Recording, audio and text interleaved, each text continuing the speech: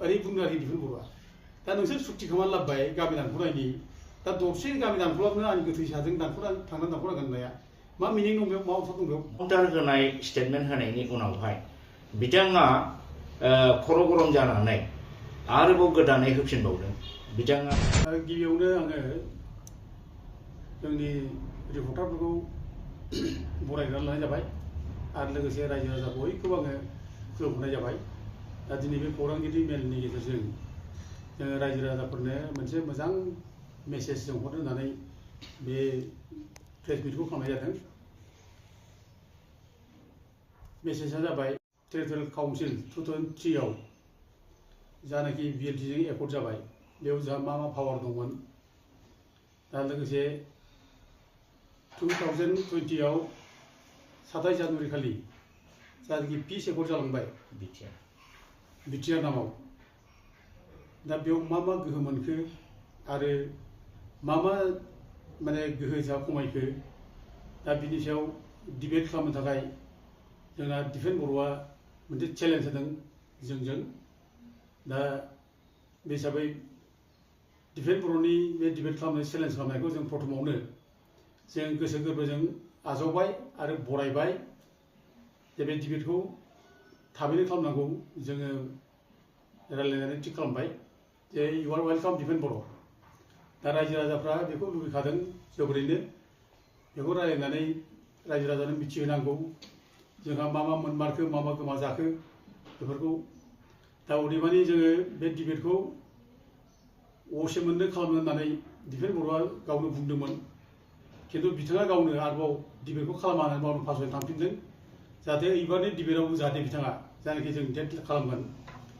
जोङो डेट थिग खालामगोन जाहाथे इदिनखालि बिथाङा मिस खालामा जाहाथे लस खालामा जाहाथे फासयनानै थाङा जों दिनै बेखौ दिफेन बर'खौ जोङो बुंनानै दोननाय जाबाय दा बाथ्रानि बेल' जादों बे टकआ जेब्ला जागोन बे डिबेटआ जेब्ला जागोन बे डिबेटआ जाहाथे खोब शान्तिपूर्ण भाबै जायो खोब डिसिप्लिन भाबै जायो आरो खोब मिनिंफुल भाबै जायो जों बेखौ माने हास्थायो आरो बेखौ खालामनो थाखाय जों लुबैदों जे बे अपेन स्टेजाव बे कनफाइन मोनसे रुमाव खालामाबानो अपेन पेन्डेलाव फोथाराव जानांगौ आरो जों बेयाव बुंखादोंमोन जेरै बे बिटिसि सेक्रेटारिनि जायनाखि फोथार लांगोना बेयावनो जानांगौ होननानै जोङो लुबैयो ओमफ्राय लोगोसे बे डिबेटआव जेसेबां रायजो राजाफोर जायफ्रा गुदुं गुदुं खोनासंनो गोसो बिसोरबो खोनासंनो मोननांगौ बिसोर फैथों बिसोरो साइलेन्टलि खोनासंगोन ओमफ्राय लोगोसे बे डिबेटआव लाइभ टेलिकास्ट जानांगौ जों बेखौ प्रत्येक मिडियाखौ जों बेखौनो लुबैदों बेखौ थाथों ओमफ्राय बे डिबेटआव जाहाथे खुनु रावनिबो दादागिरि गुन्दागिरि जाहाथे सोलिया खोब डिसिप्लिन जायो जाहाथे बे डिसिप्लिन जानो थाखाय जोङो बेयाव माने सानै बा साथामनि मोनसे जुरि कमिटि थायोब्ला मोजां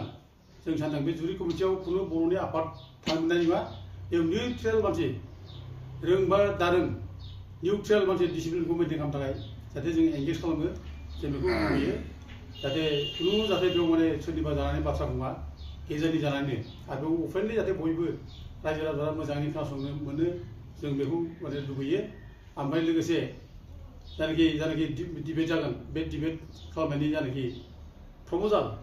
बे प्रप'जालखौ जिहेतु डिबेट होबाय जाब्ला जोङो बेखौ फर्मेलि जोङो बिथांनो गाबोन जोङो रिटेन भाबै जों लिरना हरनोसै जों बेयाव खुनु प्रि कन्डिसन थानायखौ जोंहा आनकन्डिसनेल उइदाउट प्रिजुडिस जों मोनसे लेटार लिरनो हागोन जों दा जेखौ बुंदों बेयाव जों हरगोन दा बिटिसिआ जों गोदोनिफ्राय बुंदों आरो बिटिसि जानाय सिगां जोंहा जेबो गैयामोन जोङो लामा सामा जोंहा गैयामोन दालां जों गैयामोन जों लोगो मोनबोनाय मानसि जेब्ला एबसुनि आन्दलन खालामो जोङो बे समाव जों साइकेल लानानै गिदिंबाबो आग्रिमाखै इभेन साइकेलखौ जोङो बानबाबो आग्रिमाखै दालां मोनसे बारनो जोंहा दैसा मोनसे बारनो दालां गैयामोन ब्रिज गैयामोन जोंहा नावजों बारनांगौमोन लामा मोजां नङामोन लामाफ्राव स्लिप जानानै गोलैबायोमोन दा जेब्ला बिटिसि मोनो दा बे समनिफ्राय जोंहा लामा सामा साबना जादों दा दालां जादों ब्रिज जादों ओमफ्राय मोजां माने स्कुल कलेजनि इनफ्रास्ट्राक्चार जा फैदों दा गोबां बिदिनो दिनै माने जाखिनि डेभेलप जानांगौ ओमफ्राय जेखौ जोङो आन्दलन समाव जेबो मोनाखैमोन बे जाबोदों बर'फ्रा फ्राय बुंनो थाङोब्ला गामि गामि जेराव जोंहा साइकेल गंसेयामोन दिनै गामि गामि मटर गारि जादों स्कुटार जादों दा जोंहा दिल्ली बादियाव जोंहा माने गेस्ट हाउस जादों, जों केलकाता बादियाव गेस्ट हाउस जादों। दा बेबायदि मोनसे जोंहा माने माबा मोनदों आरो बिटिसि सुक्ति जानायनिफ्राय जोङो बर' रावखौ 8 सिडुलाव सोनो हादों। दा बेफोर जोंनि थाखाय गोग्गाथाव, जों मोजां मोनदों। दा बे रोखोम जे जाबोदों जोंनि गेजेराव। दा डेभेलप जाब्ला जाबावथों आरोबाव जाबावनांगौ बेखौ जों लुबैदों। दा खिन्थु नैबे बिटिआर फैनायनि उननिफ्राय 2020नि 27 जानुवारिनि जायनाखि पिस एकर्ड, बे एकर्ड जानायनि उननिफ्राय बे बिटिआरआव मा जों मोनखो? दा दिनै जों बुंदों जे बिटिसिआव जायनाखि पावार दंमोन, बे पावारफ्रा दिनै बिटिआर सुक्तिनि गेजेरजों जाय डाइल्युट जाबाय। जोंनि जायनाखि बिटिसिनि गोहो बेखौ बिटिआर सुक्तिजों माने फोजोबनो नागिरबाय, जों बेखौ बुंदों। आरो बिटिआर सुक्तिनि गेजेरजों जों जे माने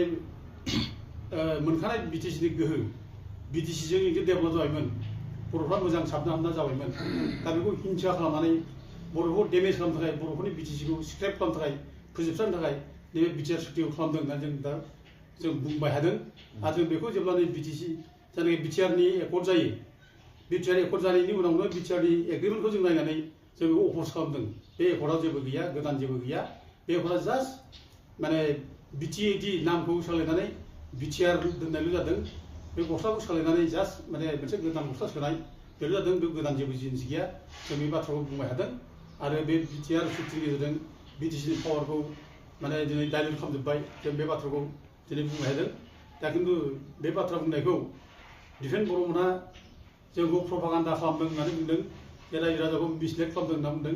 जों खुनु मिसलेट खालामाखै, रायजो राजानि गेजेराव जों खुनु जिनिसखौ जों प्रपागान्दा खालामाखै। सैथो बाथ्राखौ जों बुंबाय थादों, नंगौ बाथ्रा। आरो बे जिनिसा जातिनि थैनाय थानाय बाथ्रा, बेखौ लानानै धेमालि खालामजाया।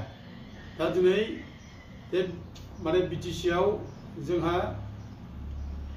आं बारा खोथा बुङा, मोननैसोल' पइन्ट उदाहरन खालामना होगोन। बिटिसिआव जोंनो होदों लेजिस्लेटिभ एडमिनिस्ट्रेटिभ पावार होना होदों।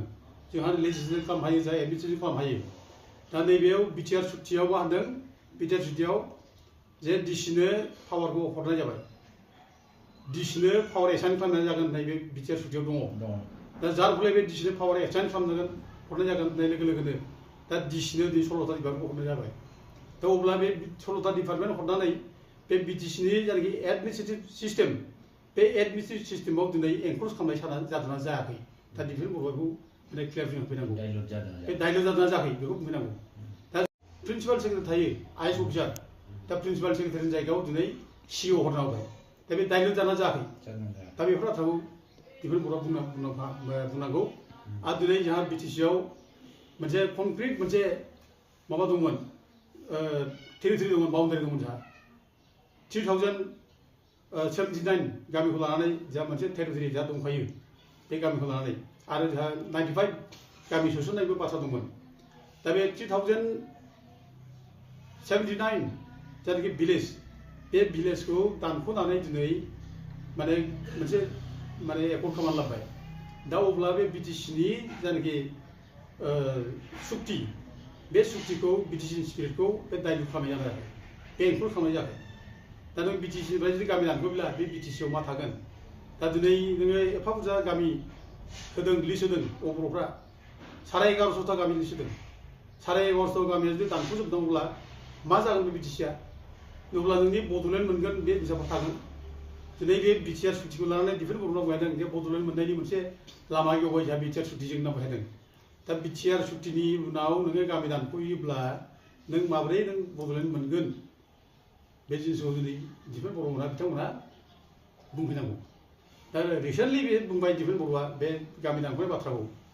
आगोलाव बिथाङा बुंदों जे माने बिटिआरनि गामिखौ दरसेबो दानख'होआ, बिदि बुंबाय। जे गामि दरसे दानख'योब्ला आंनि गोथैसाजों थांनानै दानख'नांगोन, ओरै बुंदों आरोखि डिफेन्स बर'आ। दा नोंसोर सुक्ति खालामनानै लाबोबाय गामि दानख'नायनि, दा दरसे गामि दानख'लाबनो आंनि गोथैसाजों थांनानै दानख'नांगोन होननाया मा मिनिं दं बेयाव? मा अर्थ दं बेयाव? बेथ' ओरैनो बुंबाय नोङो, बेखौ रायजोखौ थगायनो नागिरबाय नोङो। आरो लोगोसे नों बुंबाय माने बिटिआरनिफ्राय जायनाखि गामि दानख'नायनि जायनाखि माने क्लज सोसननाय जादों, बे क्लजआ जाहैबाय जे बर'फ्रा दावराव खालामो। दा बर'फ्रा दावराव खालामनायखौ सन्थुस्ट' खालामनो थाखाय बेखौ लेरफ्लादों होनना बुंबाय आरोखि। बे गामि दानख'नायनि बे क्लजखौ लेरफ्ला दोनबाय। बे भारतनि हम मिनिस्टारा एथ' मुर्ख नामा, एथ' जाम्बा नामा? जे बे रोखोम लेरफ्लानानै माने नोङो मोनसे एकर्ड खालामगोन सोर जाखो जाम्बायालाय सोरखौ जाम्बा खालामना दों रायजोखौ खालामना दों ना नों भारतनि माने हम मिनिस्टारखौ खालामना दों ना हिमन्त बिश्वशर्माखौ खालामना दों ना नोंसोरनो जाखो फालाय बेथ' कुइसन जायो गिदिरनो माबे सैथो दा दिनै दा नैबे जायनाखि बिटिआर बे बिटिआरजों दिफेन बर'आ बुंबायदों जे बिटिआर सुक्तिनि उनाव डिसिनि पावारा पार्सियेलि बिटिआरआव फैबाय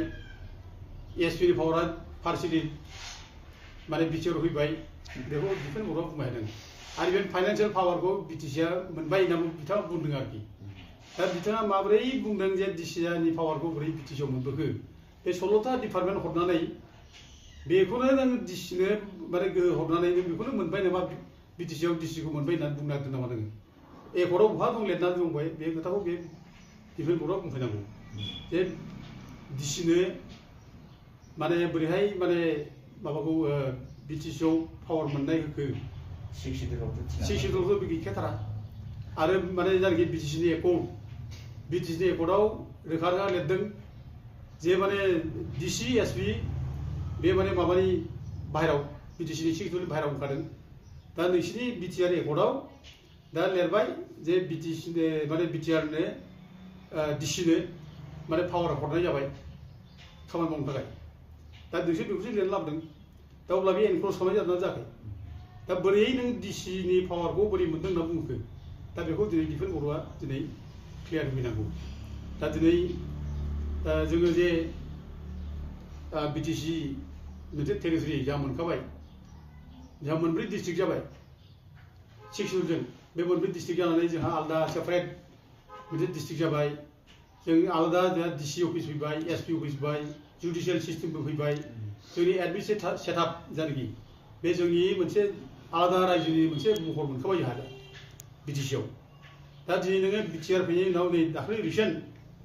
जेब्लानाखि डेलिमिटेसन जायो बे डेलिमिटेसनाव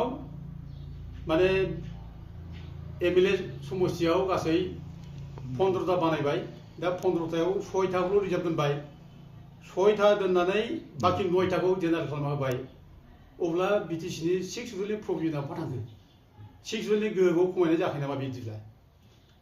दा नोंथांमोना बुंदों दिफेनमोना जे आलादा रायजो मोननायनि लामा गेवबाय होनना बुंदों दा नों बे माने 15टा जायगायाव 9टा एमएलए मालायनो हरनानै 6टाल' नों मोननानै आलादा रायजो मोनबावो होननाया माजों मोनगोन नोङो आरो गामि दानख्ल'जोबनानै नों आलादा रायजो मोनगोन नोङो आरो नों एमपिआ रिजार्भ जानांगौ कनस्टिटिउसननि प्रभिजन बादिबा मोननैबो एमएलए माने एमपि सेगमेन्टआ जोंहा रिजार्भ जानांगौ क'क्राझार उदालगुरि बा दरं बे रिजार्भ जानांगौ खिन्थु दिनै नोङो एमपिखौबो नों मालायनो हगारना होबाय बे समाव दिफेन बर'आ फंसे खोथा बुङाखै जेबो बुङाखै मानो सिरि थाखो दिफेन बर'आ जातिनि जुदि बिथाङा जुदि आफाद जातीय आफादनि खामानि मावग्राब्ला जातिनि सेन्टिमेन्टनि खामानि मावग्राब्ला दिनै बेखौथ' आवाज होनांगौमोन फंसे आवाज बिथाङा बुङाखसै ओरै सा बुंगासिनो दं माने उपेन्द्र ब्रह्मनि नाम लायै लायै बिथांमोना खामानि मावगासिनो दिनै बेफोरखौ नायनानै बिथांमोनहा दिनै बर'फा उपेन्द्रनाथ ब्रह्मनि जायनाखि आइडिय'लजि प्रिन्सिपाल बेखौ दिनै फाननानै जाबाय होनना जों दिनै अपेनलि बुंनो हायो आरो दिनै जों बुंनो लुबैयो रायजो राजाखौ नुखाजोब्बाय दिफेन बर'नि रलखौ नुखाजोब्बाय दिफेन बर'आ दिनै माने एबसुखौ दिनै मोनसे गोथार जातीय आफाद बादि बाहायाब्लानो बेखौ दिनै पलिटिकेल पार्टिनि दिनै मोनसे एजेन्ट बादि दिनै बिथाङा बाहायगासिनो दं दा दिनै इउपिपिएलनि जायनाखि पार्टि दिफेन बर'आ जायनाखि एबसु दैदेनदों फाराग गैयि बादि मोनसेयानो एखे दिनै बिथांमोनहा बुंनो नागिरो एबसुखौ जेबो दा बुंमोना बेबायदि बुहुमखिना बुंनो नागिरो दा दिनै कार्य खेत्र'खौ जों नुबायना रोखा रोखानो दिनै एबसुआ मा रोखोम रल लागासिनो दं दिफेन बर'आ एबसुखौ मा रोखोम बाहायगासिनो दं जों दिनै नुगासिनो दं दिनै एथ' समस्या जालांबाय बिटिसिआव दिनै सानफ्रामबो मानसि गावथारनाय बुथारनाय जागासिनो दं दिनै गाबु खुगु माने दुखुथिया न'खरा दिनै माने फिसाय थैजानानै लांदां जाबाय रानजि जानांबाय फिसाफ्रा गाबु जाबाय दिनै फंसे खोथा बुङाखै साधारन दंफां दाननाय थाखाय फिसा बन लाबोनायनि थाखाय दिनै गावथारबाय दा बेयावबो फंसे खोथा बुङाखै दिनै एथ' बुरजा मानसि गावथारगासिनो दं दा दिनै बे खेत्रआव दिनै दिफेन बर'आ दिनै गभर्नमेन्टजों सुर मिलायनानै गभर्नमेन्टनि फेस स्पक्समेन जानानैसो बाथ्रा बुङो दिनै बिथांमोना सान्ति बिटिसिनि सान्ति गोजोन BTC नै दिनै माने दल दामगासिनो दं दिनै फुरथि खालामगासिनो दं दा बे हाग्रायाव दिनै होखारबाय एथ' बर'फोर ओंखारदों अननायखौ होखारबाय दा दिनै बेयाव आवाज दिखांनांगौ बुङाखसै दिनै बर'फ्रा जाय जेरावखि थाया थानो मोनो 2006 सिम जायफ्रा जेराव दं बिसोरखौ रावबो होखार हाया बे आयेनाव दंखाथारो आरो 2006 नि उननिफ्राय सोरबा जुदि हाग्राया इनक्ल'ज खालामदोंब्ला बेखौ माने शिफ्ट खालामनांगौ दस्रायाव बिसोरनो थानायनि बेबस्था खालामनांगौ मोजाङैनो लामा सामा खालामनांगौ दैखर खालामनांगौ स्कुल खालामना होनांगौ बिनि उनावसो बिसोरखौ शिफ्ट खालामनांगौ डाइरेक्ट इभिक्सन खालामनानै गावनि फिसाखौ आलाय सिलाय खालामनाय बे बर'नि माने जातीय आफाद नेता जागोन नामा बेलाय आरो बड'फा उपेन्द्र ब्रह्मआ बेखौनो थोनदों नामा दिनै मा जागासिनो दिनै बे मानो जाखो दिनै दा दिनै बेफोरखौ दिनै जेबो बुङा दिहुन बर' नङा बेखौ बुंनांगौमोन दा दिनै एथ' दिनै माने हालाय हाबाय जाबाय बर'फ्रा दिनै जाथिं फंसे खोथा बुङाखसै दा आं ओंखायनो बुंनो लुबैदों जाय मानसिया ब्लाइन्ड सापर्टार दिनै दिफेन बर'आ इउपिपिएल सरकारनि ब्लाइन्ड सापर्टार आरो बिसिनि जानानै बे बाथ्राखौ बुंबाय थायो दा दिनै बे ब्लाइन्ड सापर्टार मानसिया खुनु दिन जाति प्रेमिक जानो हाया जाति भक्तबो जानो हाया आरो जाय जाति भक्त जाति प्रेमिक बे जाति प्रेमिक जाति भक्तआ खुदिन रावनिबो ब्लाइन्ड सापर्टार जाया दा दिनै दिफेन बर'आ कुइसन जाबाय दिनै नोंनाव दिनै माने जाति भक्तनि सेन्टिमेन्ट दंना गैया नोंनाव जाति सिबिनायनि सेन्टिमेन्ट दंना गैया जाति सिबिनायनि जुदि सेन्टिमेन्ट दंब्ला नों दिनै ब्लाइन्ड सापर्टार मानो जादोंमोनलाय दा दिनै बे कुइसन जाबाय दिनै दा दिनै दिफेन बर'आ दिनै गावनि बे फिसा फिसौ ओंखारजानाय हाग्रायाव एथ'बां न' सावना ओंखारबाय बिसोरनि सायाव आय होनो नागिरै बिथाङा मा थांनानै हुमखिजो होयो जे जों खुनु हाग्रायाव जों रावखौबो थानो जों माने एनकारेज खालामा हाग्रायावनो एनकारेज खालामा जों नांगौबा 500 जन भलन्टियार जों हाग्राखौ बेंनो थाखाय जोङो माने दोनगोन 500 जन भलन्टियार हरनानै हाग्राखौ जों बेंगोन बाय आरे बाबा दिफेन बर'आ सोर माने भलन्टियार फरायसाफोर सोर दङ बेकार फरायसा सोर दं बिदि लेखा फरायै नोंनि हाग्रा नेबाय थानो बे नोंनि लेखा फरायनांगौ जाखो ना बे हाग्रा सानफ्रामबो नेबाय थानांगौ खय मास नेनांगौ बेलाय हाग्रायावलाय सानसे नेनानै जोबगोन नामा बे हाग्रायाव बेंनाया दा दिनै जायै बाथ्राखौ दा दिफेन बर'आ बुंबाय थायो दा नङै खोथा बुंबाय थायो थगायनाय बाथ्रा बुंबाय थायो जों दा दिनै बेखौ नुदों दा दिनै थेवबो दा दिफेन बर'आ जे रायज्लायनो डिबेट खालामनो जुदि प्रप'जाल होबायब्ला जों बेखौ वार्मलि वेलकाम खालामो बरायो आरो बे माने आल'सना जाजासिम जाहाथे पिस मोनसे फैयो शान्ति फैयो जोंनि गेजेराव